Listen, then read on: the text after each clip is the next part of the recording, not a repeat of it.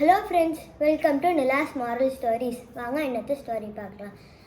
ஒரு ஊரில் ஒரு உழவர் இறந்ததுக்கப்புறம் ஒரு வக்கீல் அந்த உழவரோட 3 பசங்களையும் கூப்பிட்டு அந்த உழவர் எழுதின உயிரை படித்து காட்டுறாரா. உடனே அந்த 3 பசங்களும் ரொம்ப சேடாகிடுறாங்க. ஏன்னா அந்த உழவர் என்கிட்ட 17 மாடு இருக்குது.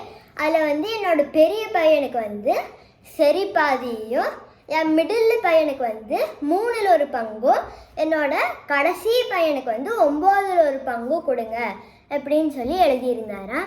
அப்போ உடனே அந்த 3 பசங்களுக்கும் ரொம்ப கன்ஃபியூஷன் ஆகிடுச்சா. ஏன்னா 17 மாடு தான் இருக்குது, ஆட் நம்பர் ஆச்சு, பிரிக்கிறது ரொம்ப கஷ்டமாச்சு.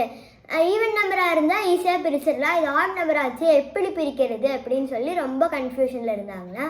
அப்போ பக்கத்தில் ஒரு குரு இருந்தாரா. அந்த குருவை போய் கூட்டிகிட்டு இவங்களோட ப்ராப்ளம் சொல்கிறாங்களா. அந்த குரு எங்கிட்ட ஒரு மாடு இருக்குப்பா அப்படின்னு, நான் அந்த மாடை கொடுக்குறேன் அப்படின்னு சொல்லி அந்த மாடை கொடுத்தாரா.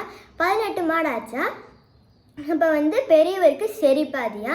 பெரியவர் 9 மாடு எடுத்துக்கிட்டாரா. சின்னவருக்கு 3ல் 1 பங்கா. அதனால மிடில் இருக்கிறவர் 6 மாடு எடுத்துக்கிட்டாரா. இருக்கிறதுலே சின்னவருக்கு 9ல் 1 பங்கா. அதனால் அவர் 2 மாடு எடுத்துக்கிட்டாரா. மொத்தமாக எல்லாம் சேர்த்து 17 மாடு ஆச்சா. இன்னும் 1 மாடு எக்ஸ்ட்ரா இருந்துச்சா. இந்த 1 மாடு எக்ஸ்ட்ரா இருக்கேப்பா அப்படின்னு யோசிக்கிறப்ப அந்த குரு இது என்னோட மாடுப்பா அப்படின்னு சொல்லி அந்த குருவோட மாடு அந்த குரு திருப்பி எடுத்துகிட்டு போயிட்டாரா.